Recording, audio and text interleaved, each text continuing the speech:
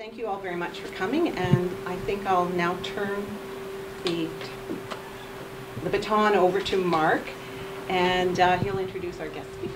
Thanks. I'm Mark Warwick, and Diane just mentioned that we're going to be looking forward, but before we look forward, we're actually going to look behind and back a little bit to our heritage, and that's what the topic is about this evening, heritage conservation, in particular this part of the city, our neighborhood. It's my pleasure to introduce our guest speaker, Madeleine McDowell, this evening. Madeleine's interest in heritage goes back many, many years. It started out as a small child. She used to canoe up the Humber River with her parents and through the marshes. And that not only gave her an interest and an appreciation for cultural heritage, but also natural heritage. And I'm sure Madeleine will be speaking about that this evening as well. In 1984, Madeleine's mother became the chair of the Humber Heritage Committee, and that is a position that Madeleine eventually moved into herself. And the committee was an umbrella organization of the Humber River, different heritage organizations in the area, to have the Humber River nominated as a national heritage river, which eventually did happen in 1999. So you can see that took 15 years, and that's not unusual for that type of process. So talk about sticking with it. Madeleine certainly did, and I know in her family as well. Madeleine's passion of the Humber River and having it become a National Heritage River, she continues to be the co-chair of the Humber Heritage Committee and the Humber Watershed Alliance, so protecting the natural and cultural heritage of the Humber River. She's been involved in many heritage organizations. She's been an executive member of Heritage York, and she helped save the Lambton House and is still very much involved in Lambton House. And she can tell you about that if you don't know what Lambton House is. I'm sure you'd be glad to tell everyone. But of course they all know about Lambton House. That's a given. She also continues to be involved with the Swansea Historical Society and the West Toronto Junction Historical Society, both organizations.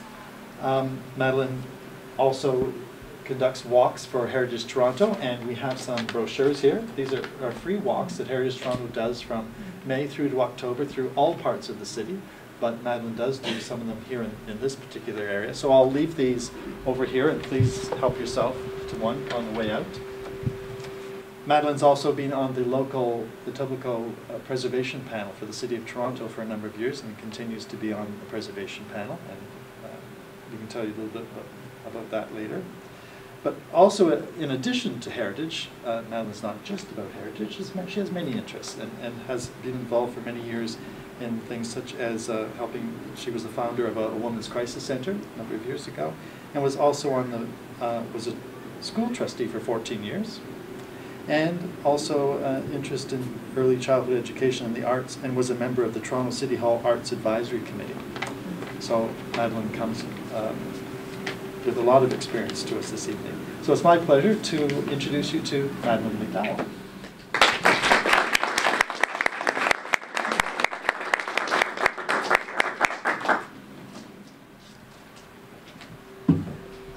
I don't know whether I'm going to give you exactly what is expected, but it will be different. One of the projects that I've been involved in over the last 3 years has been an inventory of heritage bridges on the Humber River with the Conservation Authority and the Humber Alliance. And one of the bridges is the Bloor Street Viaduct.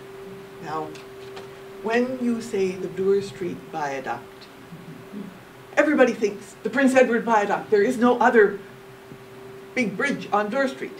Well, they missed this one. It has no records in the Toronto Annals. You go to the city archives, nothing. It has, for 2 years of research, it's been the black hole. And I finally, through a little two-liner in a history of York Township a couple of weeks ago, and something from someone else up in Caledon, got an article in the Toronto Star about a worker being injured on building the bridge, and then a worker who lived on Humberside Avenue and worked for Dominion Bridge and Foundry. And so that established who built the bridge, the company. And from that, we were able to trace it back and discover that it was a provincial and York County bridge, not a City of Toronto bridge at all. And I found some minutes in City of Toronto council minutes that refer to it, and I will read a little bit from that eventually.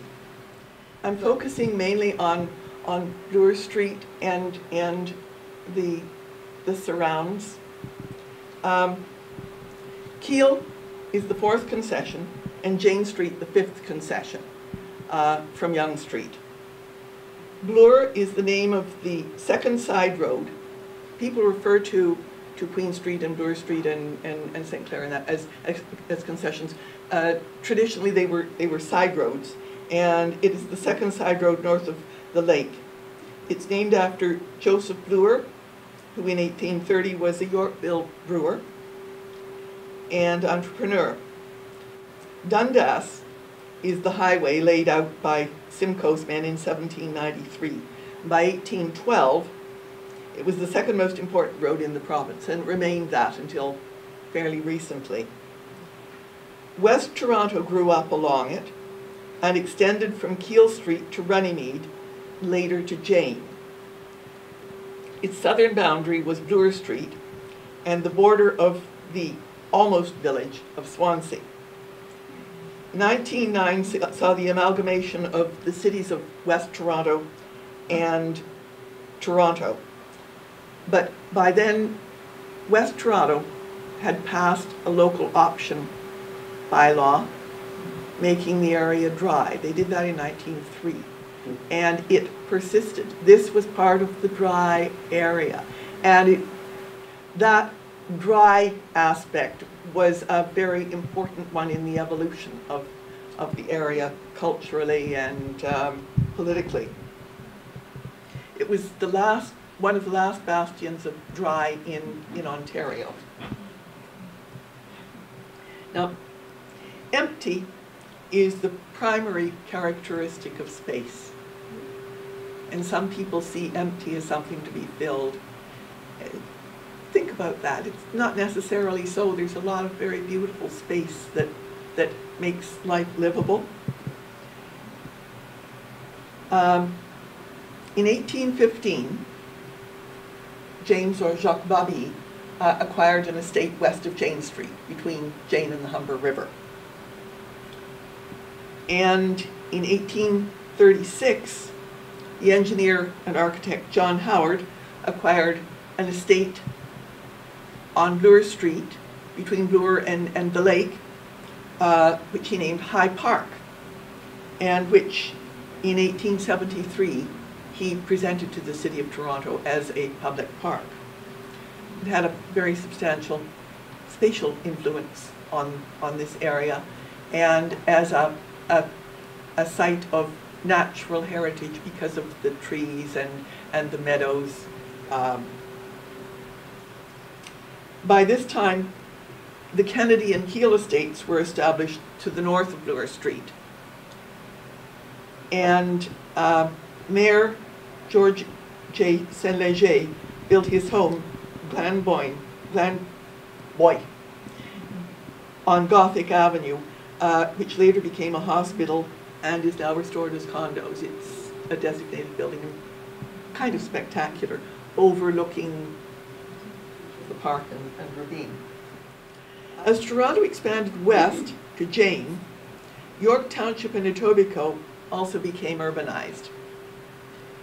In 1910, Robert Holmes Smith acquired a lot of property in Swansea and the Babby estate and some property in Etobicoke, which he proceeded to develop as the Humber Valley surveys. It didn't all take place rapidly because the First World War happened in there, and that put a hold on a lot of things. Following the First World War, Bloor Street and Danforth Road were developed by the province as Highway number 5. That was to have a tremendous impact on this area because we had Dundas Street, we had the highway along Dundas, and the retail development and industry in the junction, and some industry in the south end of Swansea. But with the development of Bloor Street as a major highway, which it remained until Toronto's final amalgamation in 1998, it caused Toronto to do a lot of thinking about the development along Bloor Street as well. And one of the things they did was put in a streetcar line right across town. This route opened on August the 25th, 1925, out to Bloor and Jane. And retail and trade along it developed similarly to along Dundas Street. So this area, which is traditionally known as Runnymede, was in between the Dundas retail and development and the slightly more recent Bloor Street retail and development. The Dundas West Strip in the 1950s and into as late as the early 1960s was the most successful retail strip in the entire city of Toronto.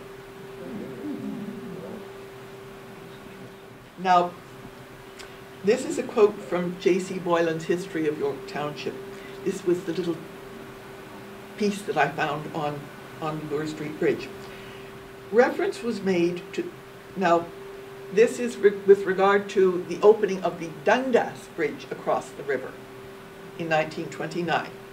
Reference was made to the Bloor Street high-level bridge built 5 years earlier and the benefit to the township of such crossings in the Humber Valley. 5 years before, the route of Bloor Street from Jane Street to the Humber had been changed by the township to connect with the new bridge. In other words, Bloor Street used to go straight across at Jane, and they gave it that little swoop south to connect up with the new high-level bridge. Now, into that you have to keep in mind that Holmes Smith had acquired all that property, and he owned down to where the new Bloor Street was. York Township thereby created a new street in which high-class apartments and retail business properties quickly developed. South Swansea and the junction were industrial and good employment. Housing grew with much political support for real estate development. You should keep in mind that most of the mayors of West Toronto Junction were into real estate. Mr. Clendenin, and well, there were 2 Clendenins, and there were stores scattered throughout the whole area in neighborhoods, little corner stores. There are very, very few of those left. There were ones along St. John's Road and along Annette Street, and along the side streets as well. There was one on Willard, at the second corner north of Annette Street. It was a little wooden store, 2 stories high, with curved millwork around the windows. They were large windows with stained glass in the top and a corner entrance, and a pot-bellied stove in the middle of the room that was the main store. I knew someone who lived there in the 1950s, but we were students together, and they still had the pot-bellied stove in the middle of the room. That building is still there. It has to be one of the very few wooden, it's covered with insul brick now, but it's one of the very few wooden stores, general stores left, certainly of an 1880s vintage.